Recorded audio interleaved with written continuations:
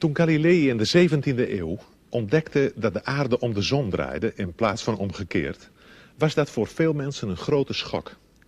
Zij hadden tot dan toe de overtuiging gehad dat de mens in het centrum van de kosmos stond. En zij hadden daarop ook hun gehele levensovertuiging gebouwd. En nu bleek dat ineens niet het geval te zijn.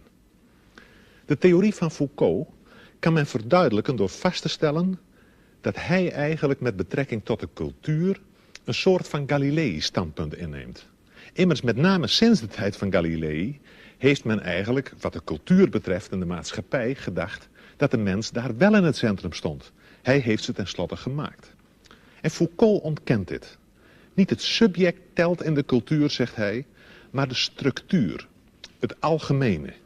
Iets wat op zich al te begrijpen is, als men bedenkt dat de regels volgens welke men zich gedraagt voor verreweg het grootste deel al uitgevonden waren voordat men werd geboren. En dat de naam van de uitvinder ons volstrekt onbekend is. Nu kan men Foucault met Galilei vergelijken, maar in een ander opzicht kan men Chomsky ook met Galilei vergelijken, omdat hij in de taalwetenschap, de linguïstiek, zijn vak, een geweldige revolutionerende werking heeft gehad over de gehele wereld. Chomsky heeft in de linguïstiek een ware omwenteling veroorzaakt. En het interessante is nu dat de theorieën van Chomsky in precies de tegenovergestelde richting wijzen als de theorieën van Foucault. Chomsky zet het subject veel meer in het centrum. Bij de confrontatie dus van deze twee geheel verschillende denkers is het verder goed om te bedenken dat zij beide ook erg verschillend werk doen. Foucault is een cultuuronderzoeker, Chomsky is een taalonderzoeker. Of nog anders gezegd, Foucault interesseert zich erg voor de geschiedenis van de wetenschappelijke taal. Chomsky interesseert zich erg voor de taal die we gebruiken, de dagelijkse taal. Het is op zich interessant, en misschien ook niet toevallig, dat het debat tussen deze twee pas echt fel en spannend wordt in de tweede helft als het gaat over de politiek. Toch is het geloof ik goed dat er een stuk theorie aan vooraf gaat. Want in een discussie over filosofie en maatschappij gaat het er tenslotte niet om welk toevallig politiek standpunt bepaalde denkers innemen, maar is het natuurlijk van groot belang om te zien vanuit welke argumenten, of ze dat zullen doen. Het is misschien ook wel leuk dat deze discussie plaatsvond in de hal van het auditorium van de Technische Hogeschool in Eindhoven. Een discussie namelijk tussen twee filosofen, twee onderzoekers, wier werk zich kenmerkt door een grote precisie, een grote gedetailleerdheid en ook een grote helderheid. En verder vond ik het wel symbolisch dat het plaatsvond in een ruimte met veel glas. Binnen- en buitenwereld liepen door elkaar. Tijdens de uitzending zag je het verkeer buiten rijden. Symbolisch inderdaad omdat de relatie tussen binnen- en buitenwereld voorop staat in het eerste stuk van het 4e filosofendebat over menselijke natuur en ideale maatschappij.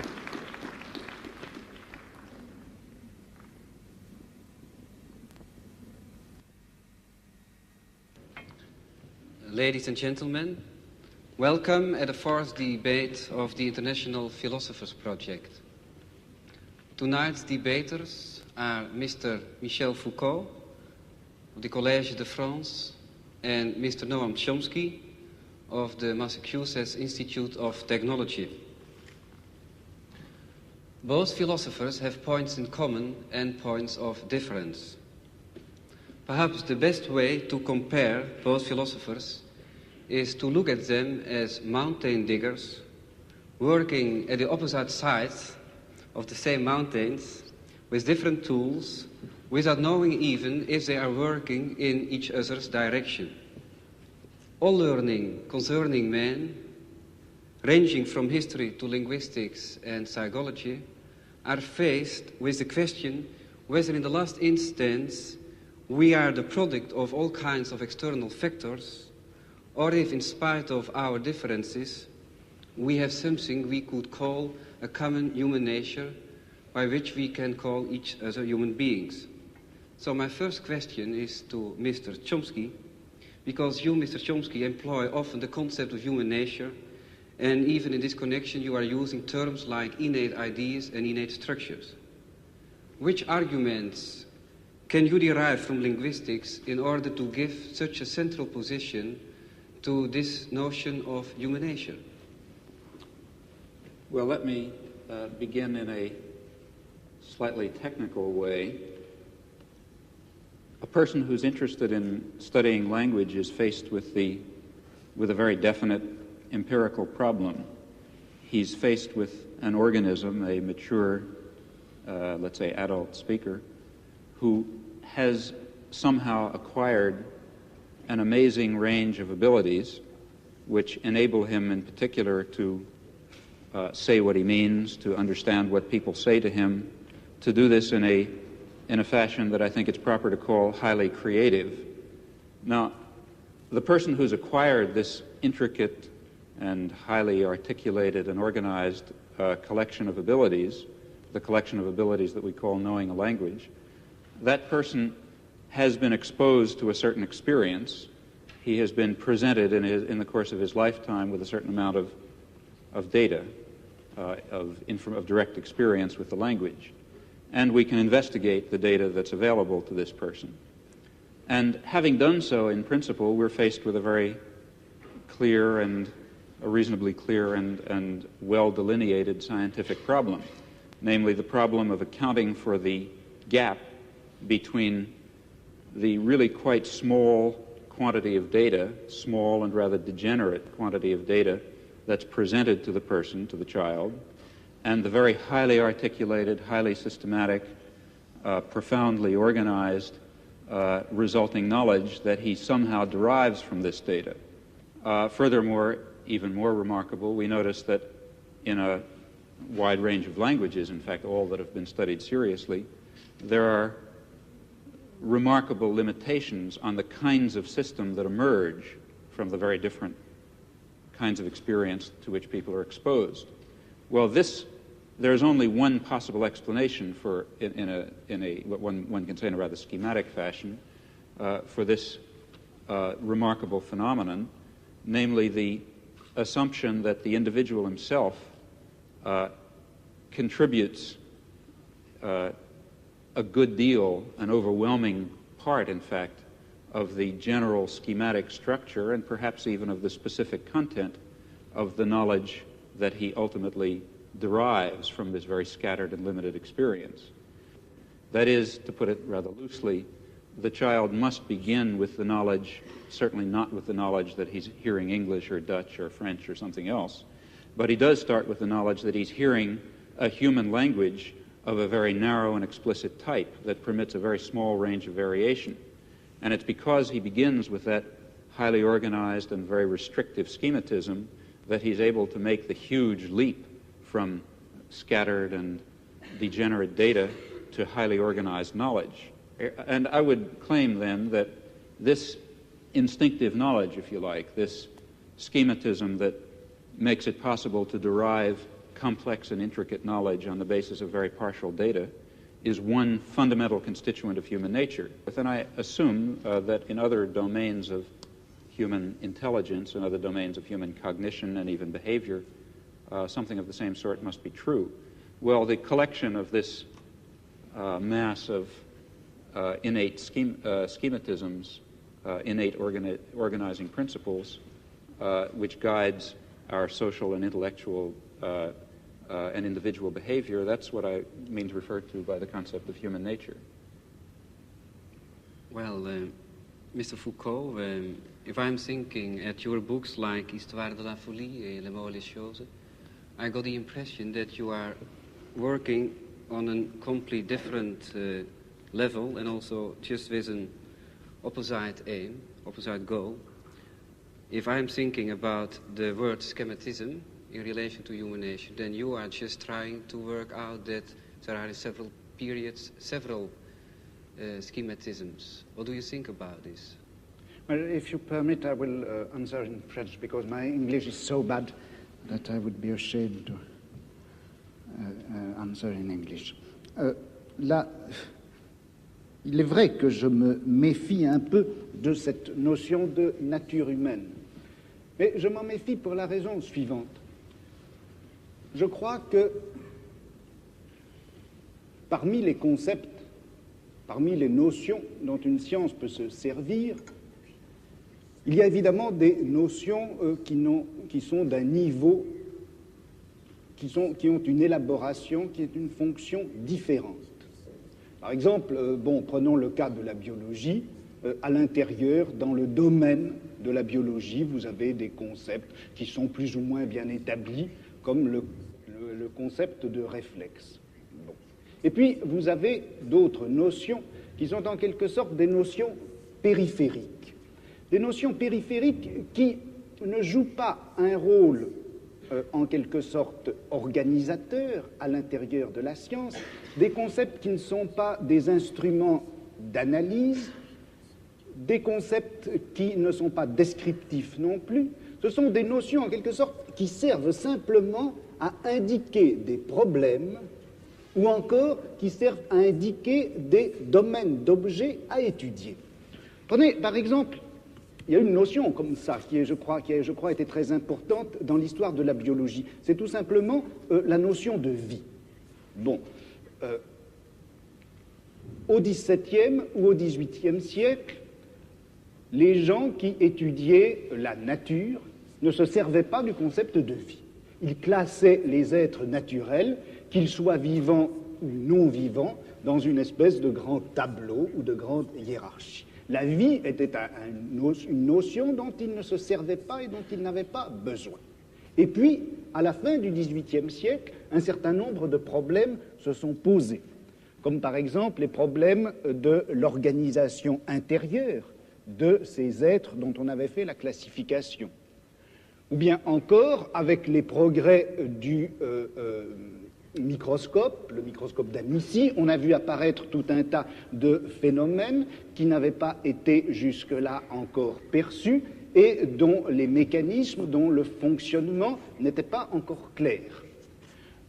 Les progrès de la chimie ont fait également apparaître les problèmes concernant les rapports entre les réactions chimiques et les processus physiologiques de l'organisme. Et voilà que tout un domaine d'objets est apparu, domaine d'objets absolument nouveau pour le biologiste, et c'est cela qui a été appelé la vie.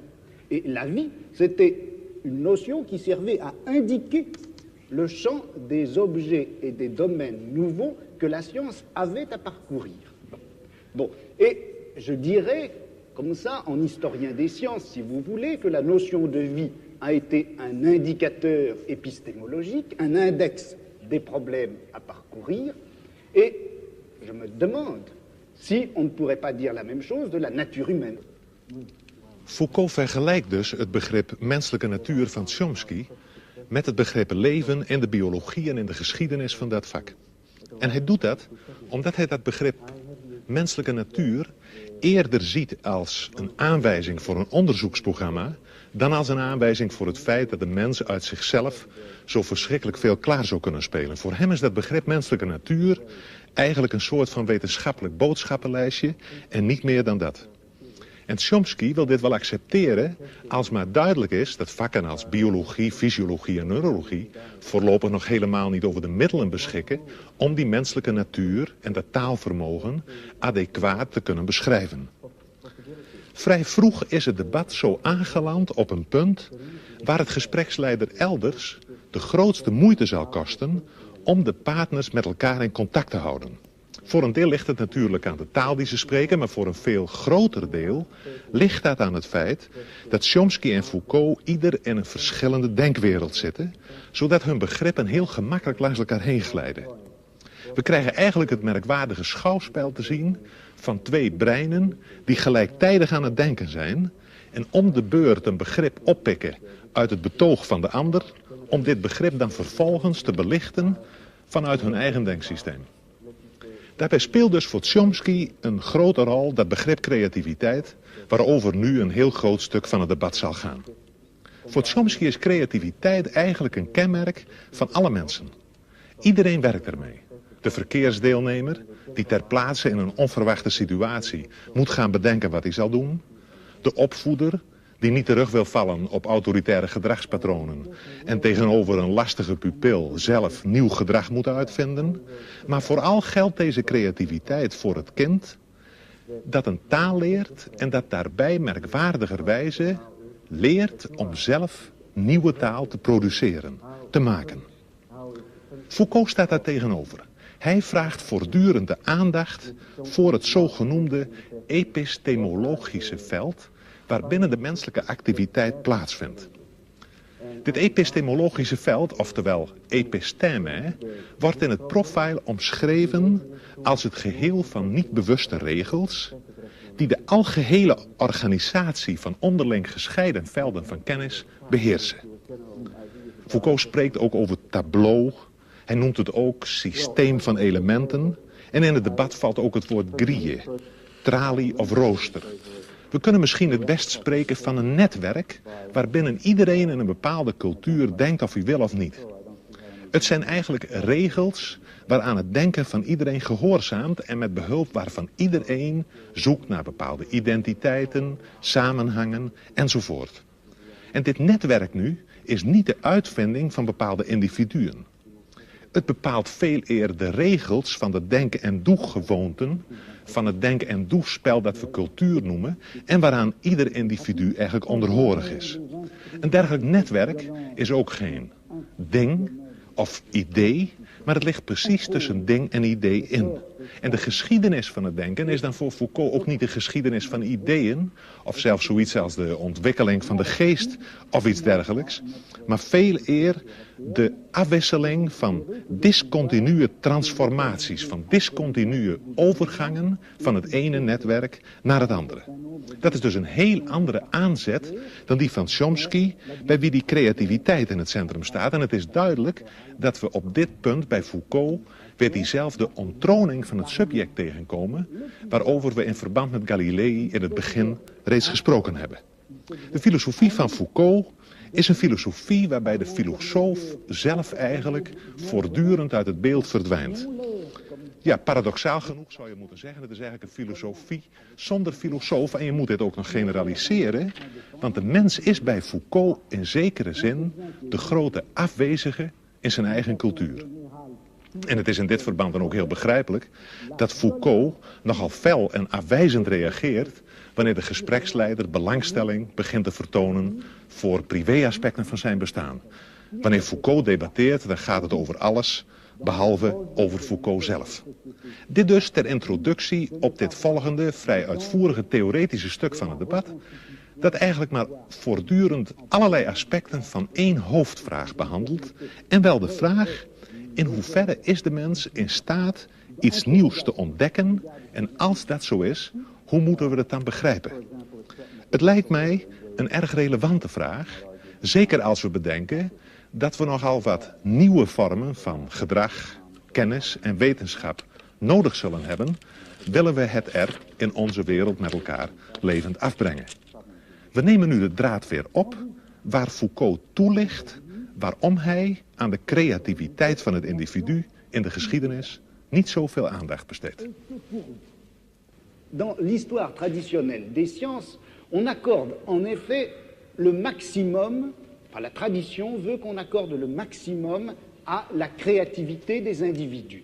L'histoire des sciences, jusqu'à ces dernières années, consistait essentiellement à montrer en quoi un individu, que ce soit Newton ou que ce soit Mendel, peu importe, avait été effectivement le créateur ou le découvreur plutôt d'une vérité qui était là, inscrite dans les choses et dans le monde, et que personne avant eux n'aurait vu. Le postulat, il y a, je crois, qui dort en quelque sorte sous l'histoire des sciences traditionnelles, c'est ceci, c'est que la vérité est là pour être connue et que pourtant l'esprit de l'homme, par la suite, par l'effet d'un certain nombre d'inhibitions ou d'obstacles, n'est pas parvenu à voir cette vérité.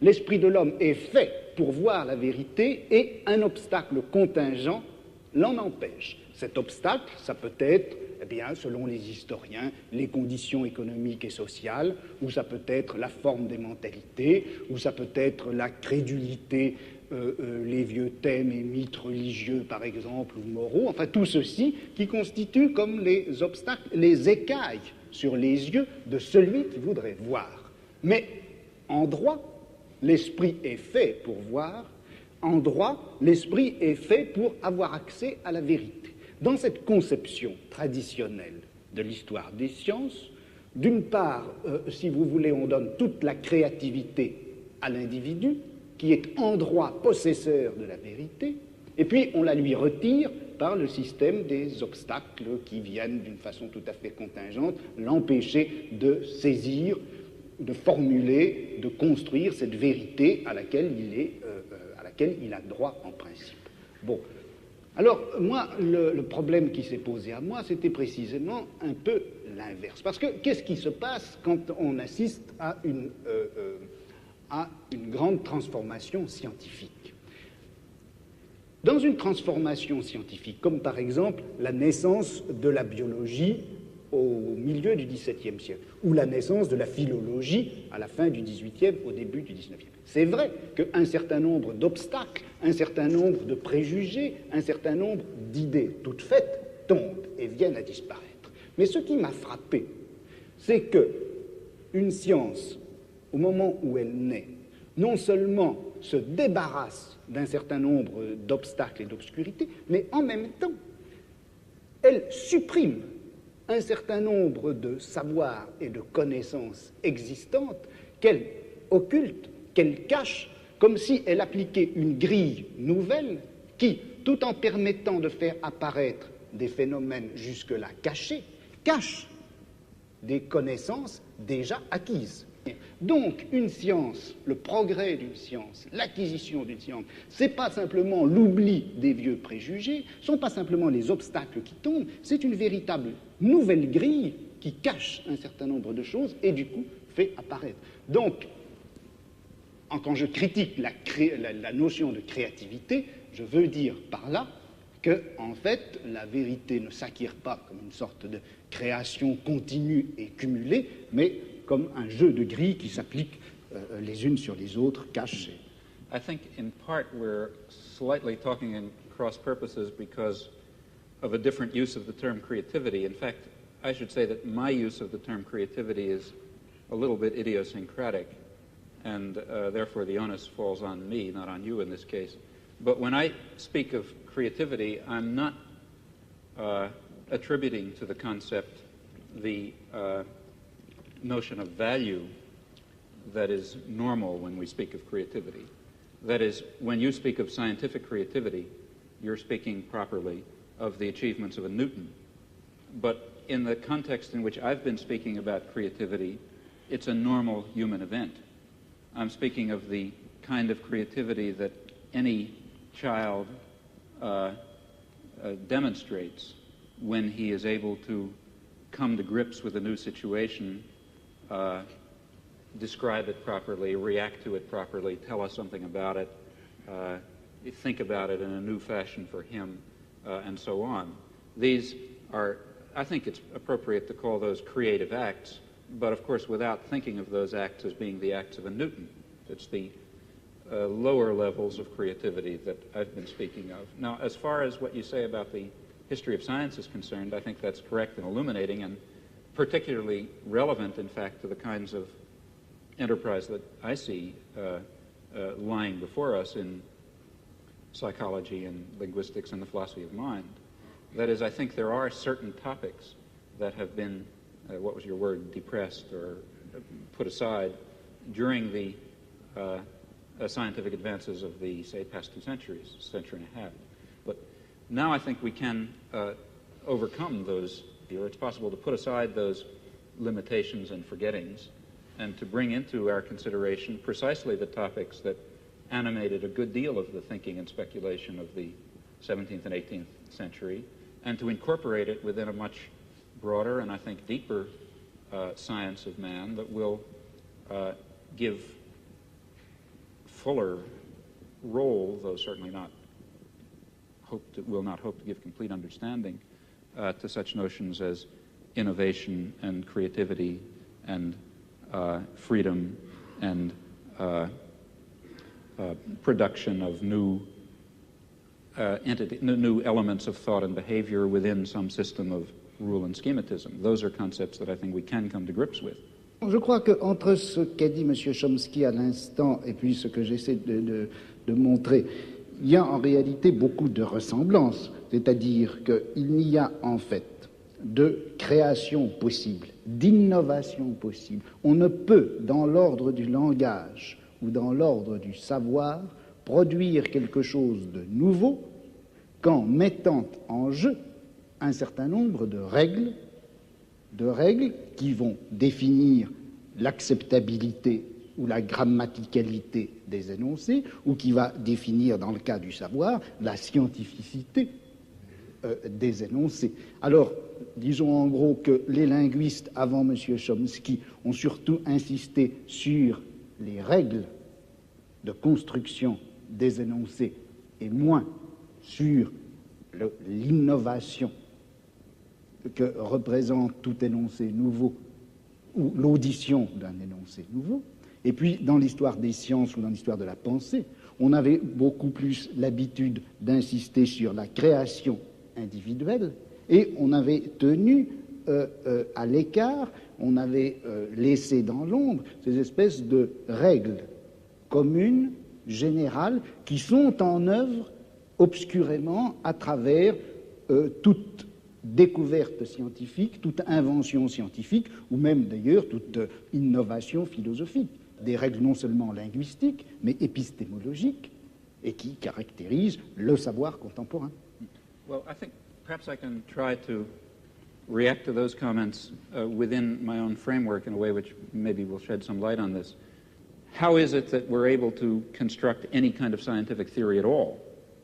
How is it that given a small amount of data, it's possible for various scientists, for various geniuses even over a long period of time, to arrive at some kind of a theory, at least in some cases, that is more or less profound and more or less empirically adequate? This is a remarkable fact. And in fact, if it were not the case that these scientists, including the geniuses, if they didn't have built into their minds somehow, obviously unconscious, specification of what is a possible scientific theory, then this inductive leap would certainly be quite impossible. Just as if each child did not have built into his mind the concept of human language in a very natural way, in a very narrowing way, then the inductive leap from data to knowledge of a language would be impossible. So even though the process of, let's say, deriving knowledge of physics from data is far more complex, far more difficult for us, for organisms such as us, far more drawn out in time, requires intervention of genius and so on and so forth. Nevertheless, in a certain sense, the achievement of discovering physical science, or biology or whatever you like, is based on something rather similar to the achievement of the normal child in discovering the structure of his language. That is, it must be achieved on the basis of an initial limitation, an initial restriction on the class of possible theories. And the fact that science converges and progresses, that itself shows us that such initial limitations and structures exist. That is, I don't think that scientific progress is simply a matter of a cumulative addition of new knowledge and absorption of new theories and so on. Rather, I think it has this sort of jagged pattern that you describe, forgetting certain problems and leaping to new theories and so on and so forth. Et transformant les mêmes connaissances. Right. But I think that the explanation for that, so I think one can perhaps hazard an explanation for that fact. And oversimplifying grossly, I really don't mean what I'm now going to say literally.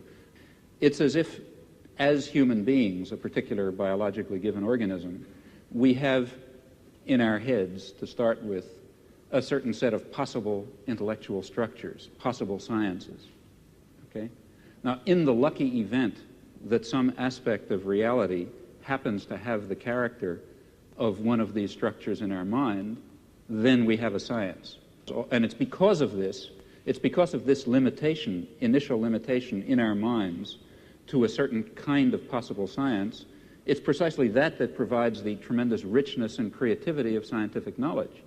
That is, if it were not, it's important to stress that, this has to do with your point about limitation and freedom. If it were not for these limitations, we would not have the creative act of going from a little bit of knowledge, a little bit of experience, to a rich and highly articulated and complicated array of knowledge. It's precisely because of that that the progress of science, I think, has the erratic and jagged and transformational character that you describe. And that doesn't mean that everything is ultimately going to fall within the domain of science. Quite the contrary.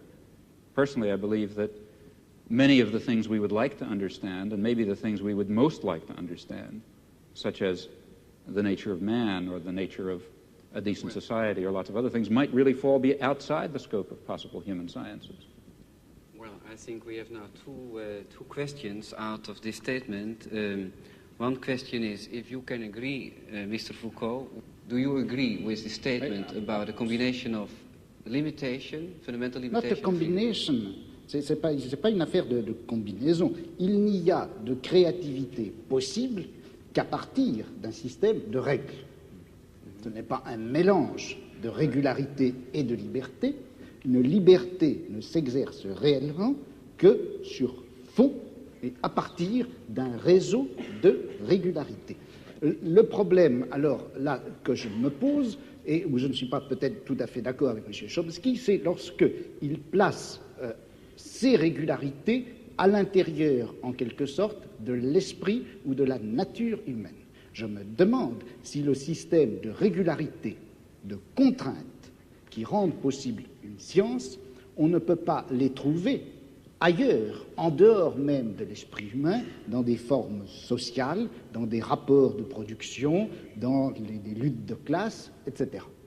Mais quand même, qu'est-ce que la raison pour vous de parler de temps en temps de la mort de l'homme ou du fin de la période 19e, 20e siècle, n'est-ce pas? Mais ça n'a pas de rapport avec ce que nous disons, là. Ah, je ne sais pas, parce que je pense à... quand je traite d'appliquer, qu'est-ce que vous avez dit, à votre notion anthropologique. Vous avez refusé déjà de parler sur votre propre créativité et liberté, n'est-ce pas? Alors, qu'est-ce qu'elle a raison? Quelles sont les raisons psychologiques, je me demande? Mais quelles sont peut-être... ça, vous le demandez, mais moi, je mais quelles sont les raisons, laissons-nous dire, plus objectives peut-être pour vous, votre conception de savoir, de la connaissance, de la science, pour refuser de répondre à des questions personnelles, n'est-ce pas? Ça a à faire quelque chose avec votre conception de la société. Alors, quand il y a un problème ici pour vous, qu'est-ce que sont les raisons de faire un problème d'une question personnelle? Non, je ne fais pas du tout un problème d'une question personnelle, je fais d'une question personnelle une absence de problème. C'est-à-dire que dans toute l'histoire traditionnelle de la pensée, des idées et des sciences, on s'est toujours posé le problème de savoir à quel âge Newton avait dû être sevré pour concevoir la gravitation universelle. À quelle époque est-ce que Cuvier avait rencontré sa première maîtresse pour pouvoir finalement découvrir les fossiles, l'anatomie comparée, etc. Ce genre d'analyse, enfin que je caricature, ce genre d'analyse est, je crois, sans intérêt. Il est beaucoup plus intéressant de saisir les transformations d'un savoir en général à l'intérieur à la fois du domaine général des sciences et également de ce domaine en quelque sorte vertical que constitue une société, une culture, une civilisation à un moment donné. Et quand on saisit l'ensemble de la transformation, à ce moment-là, eh bien, on s'aperçoit que les petits événements individuels de la vie du savant n'est pas important. Opnieuw verdwijnt in deze laatste opmerking van Foucault het individuele leven van de geleerde onderzoeker uit het beeld. Maar hoe zit het dan met de verhouding van de mens tot zijn cultuur als het gaat over de politiek en misschien zelfs over de vraag hoe je die cultuur en die maatschappij kunt veranderen? Immers, men kan wel laten zien dat in de geschiedenis van de wetenschap en in de geschiedenis van de cultuur de inbreng van het individu een vrijwel te verwaarlozen rol speelt. De vraag, hoe moet ik handelen, de politieke vraag, blijft desalniettemin recht overeind staan.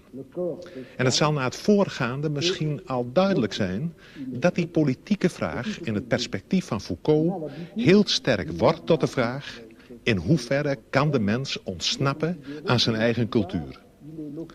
Daarbij is het wel van belang om op te merken dat Foucault zich helemaal niet wil distancieren van de politiek. Integendeel, hij zegt ergens: wat zou ik ideologisch verblind moeten zijn om me niet te interesseren voor datgene wat het meest wezenlijke is in het menselijk bestaan. Economische verhoudingen, machtsverhoudingen en noem maar op. Chomsky en Foucault zijn het dus wel eens over het belang van de politieke vraagstelling. Het is misschien ook wel informatief om nog eventjes uitdrukkelijk te zeggen dat Chomsky zijn politieke standpunt betitelt als anarcho-syndicalisme. Hij is van mening dat het noodzakelijk is de verschillende vormen van kapitalisme op te heffen en te doorbreken ten bate van de directe participatie van de arbeider in arbeidersraden enzovoort. Decentralisatie, socialisatie en participatie, het zijn sleutelwoorden in het politiek programma van Chomsky. Chomsky zegt weliswaar dat hij geen noodzakelijk verband ziet tussen zijn wetenschappelijke inzichten en zijn politieke, maar uit de nu volgende openingsset blijkt dat hij regelrecht vanuit zijn wetenschappelijke opvattingen afstevend op de politiek. Zijn politieke en wetenschappelijke inzichten mogen niet logisch uit elkaar voortvloeien, ze lopen wel degelijk parallel.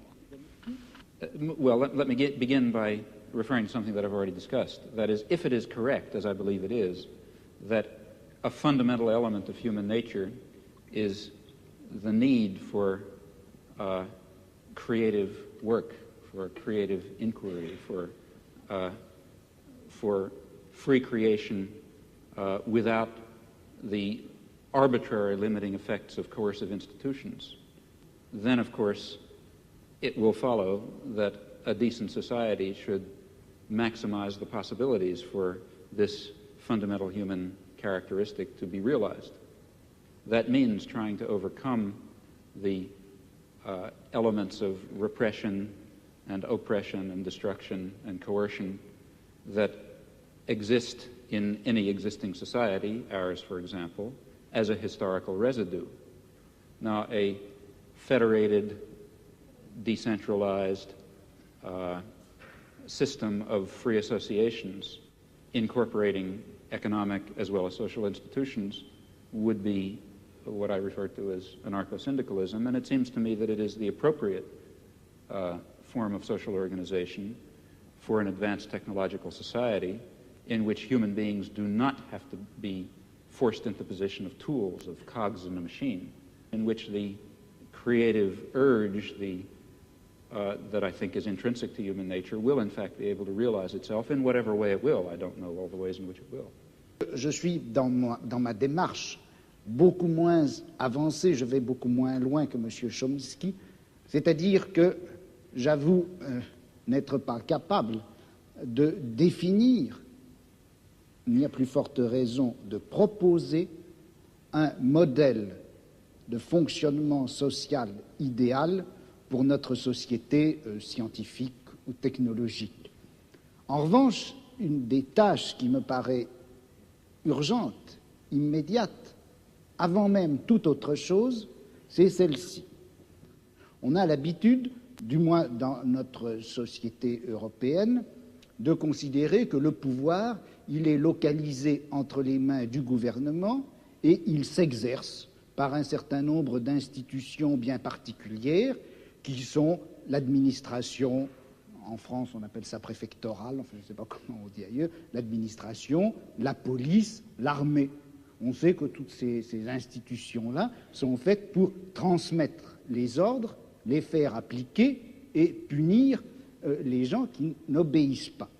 Mais je crois que le pouvoir politique, il s'exerce encore, il s'exerce en outre, de plus, par l'intermédiaire d'un certain nombre d'institutions qui ont l'air comme ça de n'avoir rien de commun avec le pouvoir politique, qui ont l'air d'en être indépendantes et qui ne le sont pas. On sait bien que l'université, d'une façon générale, tout le système scolaire, qui en apparence est fait simplement pour distribuer le savoir, on sait que cet appareil scolaire est fait pour maintenir au pouvoir une certaine classe sociale et exclure des instruments du pouvoir toute une autre classe sociale.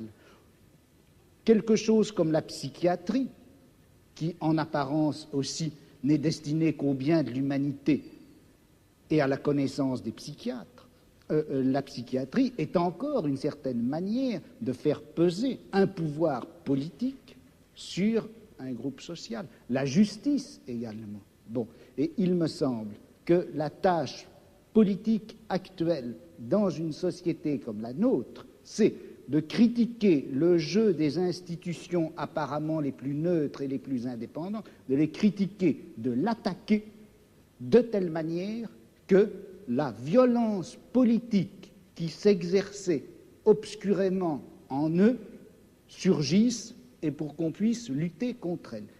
À vouloir tout de suite, enfin si on cherche tout de suite à donner le profil et la formule de la société future sans avoir bien fait la critique de tous les rapports de violence politique qui s'exercent dans notre société, on risque de les laisser se reconstituer, même à travers des formes aussi nobles, apparemment aussi pures que celles du syndicalisme anarchiste. Yes, I would certainly agree with that, not only in theory but also in action. That is, there are two intellectual tasks. One, and the one which I was discussing, to try to create the vision of a future just society. Another task is to understand very clearly the nature of power and oppression and terror and destruction in our own society. And that certainly includes the institutions you mentioned, as well as the central institutions of any industrial society, namely the economic, commercial, and financial institutions, in particular, in the coming period, the great multinational corporations, which are not very far from us physically tonight. Those are the basic institutions of oppression and coercion and autocratic rule that appear to be neutral. After all, they say, well, we're subject to the democracy of the marketplace.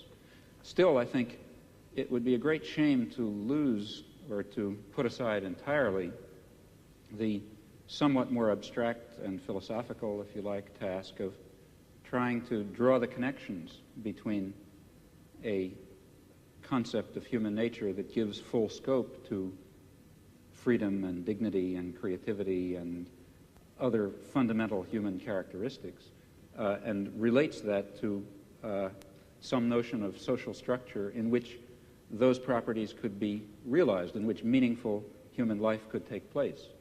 And in fact, if we are thinking of social transformation or social revolution, though it would be absurd, of course, to try to draw out in detail the point that we're hoping to reach, still we should know something about where we think we're going. And such a theory may tell it to us. Oui, mais alors là, est-ce qu'il n'y a pas un danger? Si on dit qu'il existe une certaine nature humaine, que cette nature humaine n'a pas reçu dans la société actuelle les droits et les possibilités qui lui permettraient de se réaliser. C'est bien ce que vous avez dit, je crois. Et si on admet cela, est-ce qu'on ne risque pas de définir cette nature humaine à la fois idéale et réelle, cette nature humaine cachée et réprimée jusqu'à présent, est-ce qu'on ne risque pas de la définir dans des termes que nous empruntons à notre société, à notre civilisation, à notre culture? Je vais prendre un exemple qui est un peu caricatural, mais le marxisme d'une certaine époque, à la fin du XIXe, au début du XXe siècle, le marxisme admettait en effet que dans la société capitaliste, l'homme ne recevait pas toutes ses possibilités de développement et de réalisation, que la nature humaine était effectivement aliénée dans le système capitaliste. Et le marxisme rêvait d'une nature humaine enfin libérée. Or, cette nature humaine, quel modèle utilisait-il le marxisme de cette époque-là, du XIXe, du début du XXe siècle? Quel modèle utilisait-il pour la concevoir, pour la rêver? C'était en réalité le modèle bourgeois. Le marxisme a considéré qu'une société heureuse, c'était une société qui faisait place, par exemple, à une sexualité de type bourgeois, à une famille de type bourgeois, à une esthétique de type bourgeois. Et c'est d'ailleurs tellement vrai que c'est comme ça que ça s'est passé en Union soviétique, où sous prétexte de réaliser une société où l'homme réaliserait enfin sa nature, on a reconstitué une espèce de société à la fois réelle et utopique qui est transposée de la société bourgeoise du XIXe siècle. De sorte que, est-ce que la notion de nature humaine, vous-même, en commençant, vous reconnaissiez, je crois qu'on ne savait pas très bien ce que c'était que cette nature humaine. Alors, est-ce qu'il ne risque pas de nous induire en erreur? Vous savez que Mao Tse-tung parlait de nature humaine bourgeoise et de nature humaine prolétarienne, et il considère que ce n'est pas la même chose. Well, you see, I think that in the intellectual domain of political action, that is, the domain of trying to construct a vision of a just and free society on the basis of some notion of human nature, in that domain we face the very same problem that we face in immediate political action. For example, to be quite concrete, a lot of my own activity really has to do with the Vietnam War, and a good deal of my own energy goes into civil disobedience. Well, civil disobedience in the United States is an action undertaken in the face of considerable uncertainties about its effects. For example, it threatens the social order in ways which, let's say, one might argue, bring on fascism. That would be very bad for America, for Vietnam, for Holland, and for everyone else. So there's a danger, that is one danger in undertaking this concrete act. On the other hand, there's a great danger in not undertaking it. Namely, if you don't undertake it, the society of Indochina will be torn to shreds by American power. And in the face of those uncertainties, one has to choose a course of action. Well, similarly, in the intellectual domain, one is faced with the uncertainties that you correctly pose. Our concept of human nature is certainly limited, partial, socially conditioned, constrained by our own character defects and the limitations of the intellectual culture in which we exist. Yet at the same time, it's of critical importance that we have some direction, that we know what impossible goals we're trying to achieve if we hope to achieve some of the possible goals. And that means that we have to be bold enough to speculate and create social theories on the basis of partial knowledge while remaining very open to the strong possibility, in fact overwhelming probability, that at least in some respects we're very far off the mark. Well, perhaps it is interesting to go on a little bit further on this problem of strategy. So, for example, in the case of Holland, we had something like a population census. You were obliged to fill in your papers and so on, you know. So this you would call, if you are not filling in your papers, civil disobedience. Right. Now, I would be a little careful about that because going back to some very important point that Mr. Foucault made, one does not necessarily allow the state to define what is legal. Now, the state has the power to enforce a certain concept of what is legal, but power doesn't imply justice or correctness even. So the state may define something as civil disobedience and may be wrong in doing so. For example, in the United States, the state defines it as civil disobedience to, let's say, derail an ammunition train that's going to Vietnam. And the state is wrong in defining that as civil disobedience because it's legal and proper and should be done. It's proper to carry out actions that will prevent the criminal acts of the state, just as it's proper to violate a traffic ordinance in order to prevent a murder. If I was standing at a street corner and the traffic light were red, let's say I was standing in my car and I drove across the traffic light to prevent somebody from, let's say, machine gunning a group of people, of course that's not violation of law. It's an appropriate and proper action. No sane judge would convict you for such an action. Similarly, a good deal of what the state authorities define as civil disobedience is not really civil disobedience. In fact, it's legal, in fact, obligatory behavior in violation of the commands of the state, which may or may not be legal commands. So one has to be rather careful about calling things illegal, I think. Oui, mais alors là, je voudrais vous poser une question. Quand vous êtes aux États-Unis, lorsque vous faites une action franchement illégale, which I regard as illegal, not just the state. No, when the state's an But the action state that regards as the illegal. state considers as illegal. Yeah. Est-ce que vous faites cette action parce que vous la trouvez I understand. juste Yeah. en vertu d'une justice idéale, ou bien est-ce que vous la faites parce que Yeah. la guerre de classe Yes. la rend utile et nécessaire? Well, Est-ce que vous vous référez à une justice idéale? Voilà again, le problème. very often when I do something which the state regards as illegal, I regard it as legal. Yes, that's because it. I regard the state as criminal. Alors- But in some instances, that's not true. That is, let me be quite concrete about it and move from the area of class war to imperialist war, where the situation is somewhat clearer and easier. Take international law, a very weak instrument, as we know, but nevertheless it incorporates some rather interesting principles. Well, international law, in many respects, is the instrument of the powerful.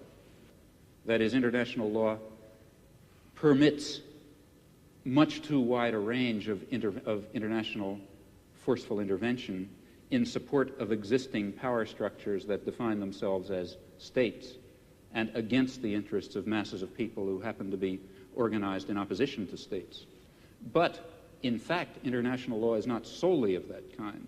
And, in fact, there are interesting elements of international law, let's say embedded in the United Nations Charter, which permit, in fact, I believe, require the citizen to act against his own state in ways that the state will falsely regard as criminal.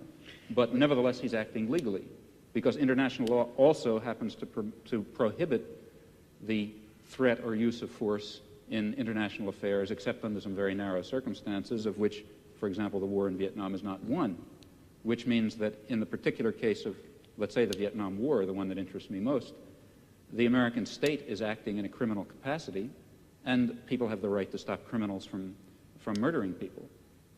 Just because the criminal happens to call your action illegal when you try to stop him, that doesn't mean it is illegal. I mean, a perfectly clear case of that is the present case of the Pentagon Papers in the United States, which I suppose you know about. Reduced to its essentials and forgetting legalisms, what is happening is that the state is trying to prosecute people for exposing its crimes. That's what it amounts to. C'est donc au nom d'une justice plus pure que vous critiquez le fonctionnement de la justice. Parce que, c'est pour moi, si vous voulez, important de savoir ça, parce que nous avons actuellement en France un débat sur le problème de la justice et à propos de l'institution d'un tribunal populaire à propos de la justice. Vous connaissez le problème.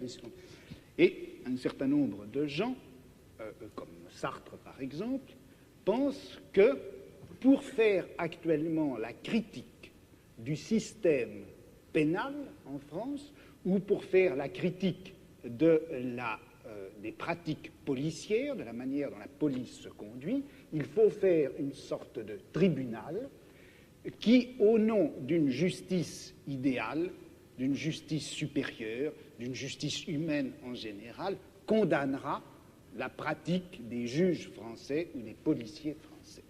Et puis, il y a un autre groupe de gens, et je me sens, enfin, je travaille avec ces gens-là, qui disent non, il ne faut pas faire cela parce que quand vous vous référez à la justice idéale que le tribunal serait censé appliquer, vous vous référez en fait à un certain nombre d'idées de justice qui ont été formées à notre époque par un certain groupe d'individus qui sont eux-mêmes, malgré tout, d'une façon directe ou indirecte, les produits de la société dans laquelle nous nous trouvons. Il faut attaquer les pratiques de la justice, il faut attaquer la police, il faut attaquer les pratiques policières, mais en termes de guerre et non pas en termes de justice. But you see, surely you believe that your role in the war is a just role, that you're fighting a just war, to bring in a concept from another domain. And that, I think, is important. If you thought that you were fighting an unjust war, you couldn't follow that line of reasoning. And I would like to slightly reformulate what you said. It doesn't seem to me that the differences between legality and ideal justice, it's rather between legality and better justice. Now, this better system may have its defects, certainly will, but comparing the better system with the existing system and not being confused into thinking that our better system is the ideal system, we can then argue, I think, as follows, that the concept of legality and the concept of justice are not identical. They're not entirely distinct either.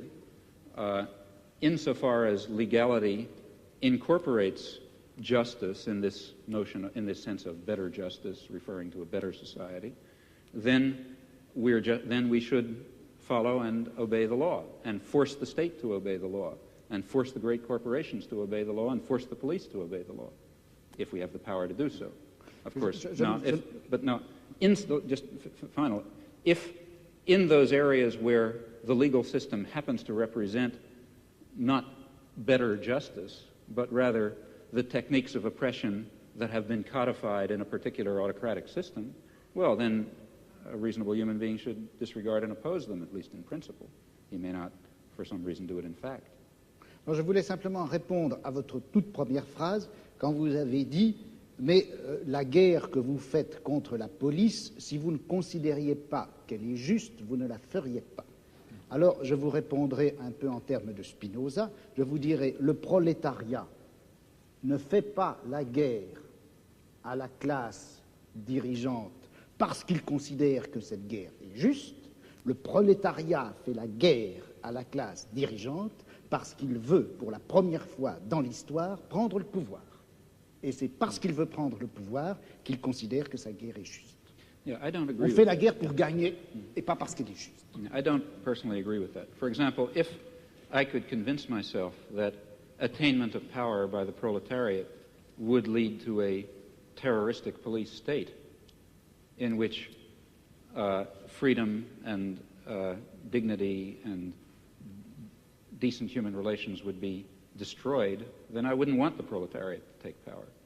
In fact, the only reason for wanting any such thing, I believe, is because one thinks, rightly or wrongly, that some fundamental human values will be achieved by that transfer of power. Alors, je vous répondrai ceci. Quand le prolétariat prendra le pouvoir, il se peut bien que le prolétariat exerce à l'égard des classes dont il vient de triompher, il exerce un pouvoir violent, dictatorial et même sanglant. Je ne vois pas quelle objection on peut faire à cela. Maintenant, vous me direz, et si le prolétariat exerce ce pouvoir sanglant, tyrannique et injuste à l'égard de lui-même, le prolétariat? Alors je vous répondrai, ça ne peut se produire que si le prolétariat n'a pas réellement pris le pouvoir, mais c'est qu'une classe extérieure au prolétariat, ou un groupe de gens intérieurs au prolétariat, une bureaucratie ou les restes de la petite bourgeoisie, etc., s'est emparé du pouvoir. Well, I'm not at all satisfied with that theory of revolution for a lot of reasons, historical and other. But even if one were to accept it for the sake of argument, still that theory is maintaining that it is proper for the proletariat to take power and exercise it in a violent and bloody and unjust fashion because it is claimed, in my opinion falsely, that will lead to a more just society in which the state will wither away, in which the proletariat will be a universal class, and so on and so forth. If it weren't for that further justification, the concept of a dictatorship of the proletariat, violent and bloody, would certainly be unjust. At least I, for example, am not a committed pacifist. That is, I would not hold that it is under all imaginable circumstances wrong to use violence, even though use of violence is in some sense unjust. I believe that one has to estimate relative injustices. But the use of violence and the creation of some degree of injustice can only itself be justified on the basis of the claim and the assessment, which always ought to be undertaken very, very seriously and with a good deal of skepticism, that this violence is being exercised because a more just result is going to be achieved. If it does not have that grounding, it really is totally immoral, in my opinion. Je ne pense pas que l'idéal de la guerre de classe, enfin le but que se propose le prolétariat en menant la guerre de classe, je ne crois pas qu'on puisse dire, enfin qu'il soit suffisant de dire que c'est une plus grande justice. Ce que le prolétariat veut faire en chassant la classe actuellement au pouvoir et en prenant pour lui le pouvoir, c'est la suppression, précisément, d'un pouvoir de classe en général. Okay. Car le prolétariat... That's the further justification. Hein? That is the further justification. Ça c'est la justification, mais pas en termes de justice, en termes de pouvoir. But it is in terms of justice. It's because the end that will be achieved, it is claimed, is a just end. If no Leninist or whatever you like would dare to say we have a right to take power, let's say we, the proletariat, and then throw everyone else into crematoria, let's say. I mean, if that were the consequence of the proletariat taking power, of course it would not be appropriate. The idea is, and as for reasons I mentioned, I'm skeptical about it, that a period of violent dictatorship, of perhaps violent and bloody dictatorship, is justified because that will mean the submergence and termination of class oppression, a proper end to achieve in human life. Mais il me semble que de toute façon, la notion même de justice fonctionne à l'intérieur de la société de classe comme revendication du côté de la classe opprimée et comme justification du côté de la classe opprimée. I don't agree with that. Et dans une société sans classe, je ne suis pas sûr qu'on ait encore à utiliser cette notion de justice. Yeah. Well, here I really disagree. I think that there is a sort of an absolute basis. If you press me too hard, I'll be in trouble because I can't sketch it out. But some sort of an absolute basis ultimately residing in fundamental human qualities in terms of which a real notion of justice is grounded. And I think that our existing systems of justice I think it's too hasty to characterize our existing systems of justice as merely systems of class oppression. I don't think that they are that. I think that they embody systems of class oppression, and they embody elements of other kinds of oppression. But they also embody a kind of a groping towards the true humanly valuable concept of justice and decency and love and kindness and sympathy and so on, which I think are real. Bon, est-ce que j'ai du temps pour répondre? Oui, Combien? Parce que 2 minutes. Ben, moi, je dirais que c'est injuste. Absolutely unjust. Non, mais bon, je ne veux pas répondre en si peu de temps. Je dirais simplement ceci. Je ne peux pas m'empêcher, contrairement à ce que vous pensez, je ne peux pas m'empêcher de croire que cette notion de nature humaine, cette notion de bonté, de justice, d'essence humaine, de réalisation de l'essence humaine, tout ça, ce sont des notions et des concepts qui ont été formés à l'intérieur de notre civilisation, dans notre type de savoir, dans notre forme de philosophie, et que par conséquent, ça fait partie même de notre système de classe, et qu'on ne peut pas, aussi regrettable que ce soit, on ne peut pas faire valoir ces notions pour décrire ou justifier un combat qui doit en principe bouleverser les fondements mêmes de notre société. Il y a là une extrapolation dont je n'arrive pas à trouver la justification historique. Well, I think we can start immediately the discussion. And Mr. Chomsky, I would ask you one question. In your discussion, you had the vocabulary proletariat. We as proletarian. It's the irony of history that at the moment young intellectuals coming from middle class and upper class call themselves proletarians and say we must join the proletarians. But I don't see any class conscious proletarians. That's a great dilemma. It is not true in our given society that all people are doing useful, productive work or self-satisfying work. Obviously, it's very far from true. Those people. Lots of people who are excluded from the possibility of productive labor. And I think the revolution, if you want, should be in the name of all human beings, but it will have to be conducted by certain categories of human beings, and those will be, I think, the human beings who really are involved in the productive work of society. Now, what that is will differ depending on the society. In our society, it, I think, includes intellectual workers. So I think that the student revolutionaries, if you like, have a point, a partial point. That is, it's a very important thing in a modern advanced industrial society. It's very important how the trained intelligentsia identify themselves, if they're going to be technocrats, let's say, or servants of either the state or private power, or alternatively, whether they're going to identify themselves as part of the workforce who happen to be doing intellectual labor.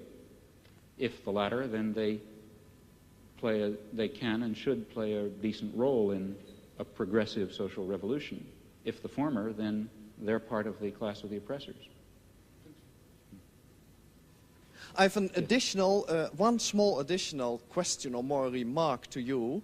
That is that you, with your very courageous attitude towards the war in Vietnam, how can you survive in an institution like MIT, which is known here as one of the great war contractors and intellectual makers of this war?